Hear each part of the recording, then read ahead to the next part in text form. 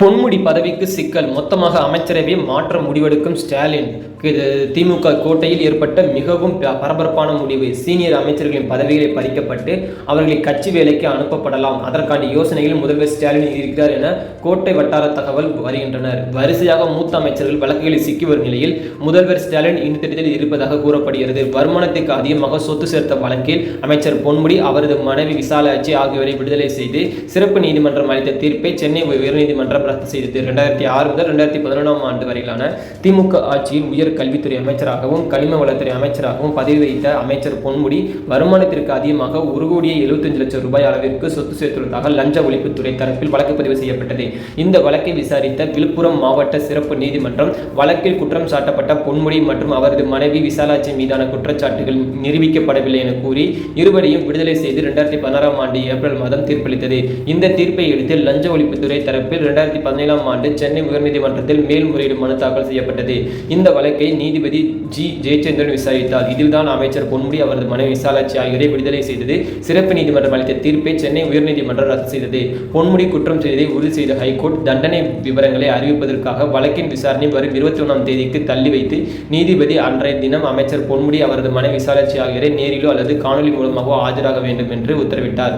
ஏற்கனவே அமைச்சர் செந்தில் பாலாஜி சிறையில் இருக்கிறார். ஏவாவாய், வேலு உள்ளிட்ட அமைச்சர்கள் அமலாக்கத்துறை, அதனைத் தொடர்ந்து வருமான வரித்துறை விசாரணை வளையத்தில் உள்ளனர். இந்த நிலையில் அமைச்சரவை மாற்றம் தொடர்பாக மூத்த பத்திரிகையாளர்கள் பிரியர் சமீபத்தில் ஒன் இந்தியா யூடியூப் சேனல் ஒன்றுக்கு பேட்டியளித்தார். சமீபத்தில் அவர் அளித்த பேட்டியில் சீனியர்களாக இருக்கும் 10 அமைச்சர்கள் தான் டெல்லி டார்கெட் செய்கிறது, அப்படிதான் செந்தில் பாலாஜியை டார்கெட் செய்தது, தற்போது ஏவா வேலுவை டார்கெட் செய்கின்றனர், இடையில் பொன்முடி டார்கெட் செய்தார், இப்படி சீனியர்களை இருக்கும் 10 பேரை தான் டார்கெட் செய்து வருகிறார்கள். சீனியர்களாக இருக்கும் நபர்கள் தான் டெல்லியின் பொறியியல் சிக்கியுள்ளனர். இவர்களை கைது செய்து கூட வாய்ப்புகள் அதிகம் உள்ளது. சீனியர்களை கைது செய்ய மொத்தமாக கட்சியை முடக்கும் திட்டங்களில் இவர்கள் ஈடுபடலாம். அதனால் ஆட்சிக்கு கெட்ட பெயர் வரும். தேர்தல் நேரத்தில் பாஜக இந்த திட்டத்தை களமிறக்க நினைக்கலாம். இப்படி செய்து ஆட்சிக்கு சிக்கல் ஏற்படுத்தலாம். திமுகவிற்கு களங்களை ஏற்படுத்தும் என்று நினைக்கலாம். அதற்கு பதிலடி தரும் விதமாக ஸ்டாலின் மனதில் இன்னொரு திட்டம் உள்ளது. ஸ்டாலின் மனதில் பெரிய திட்டம் ஒன்று இருக்கிறது. சமீபத்தில் ஏபா வேலூர் ரைடு எதிர்பார்த்தது நடந்ததுதான். மூத்த அமைச்சர்கள் வீடுகளில் ரயில் நடக்கலாம் என்று எதிர்பார்க்கப்பட்டது. அவர்கள் கண்டிப்பாக இந்த ரயில்களில் தொடருவார்கள். அதாவது இந்த ரைடு பார்த்தீங்கன்னா கண்டினியூஷன் நடந்து கொண்டுதான் இருக்கும். இவர்கள் எல்லாம் திமுகவின் பண வங்கி. அவர்கள் திமுகவிற்கு பேங்க் போல செயல்பட்ட நபர்கள். அதனால் தான் இங்கே ரைடு நடத்துகிறார்கள். பாஜகவின் குறிகள் இவர்கள் தான். இவர்களின் எக்கட்டமாவது பணம் சம்பாதித்துள்ளார்கள் என்பதை மக்களிடம் கொண்டு செல்ல வேண்டும். அது மட்டும் இல்லாமல் மற்றபடி ரயில் மூலம் எதுவுமே நடக்காது.